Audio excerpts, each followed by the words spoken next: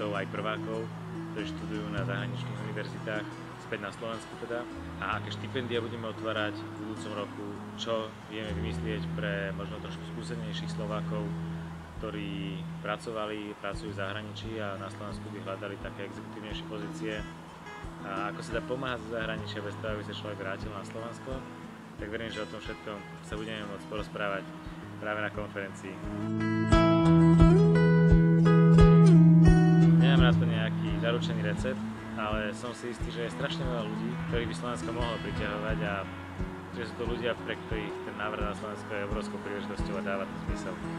A to môžu byť ľudia priamo po škole, to môžu byť ľudia, ktorí v zahraničí už pracovali niekoľko rokov, ale určite takí sú. Čiže vidíme sa 25. októbra v Londýne.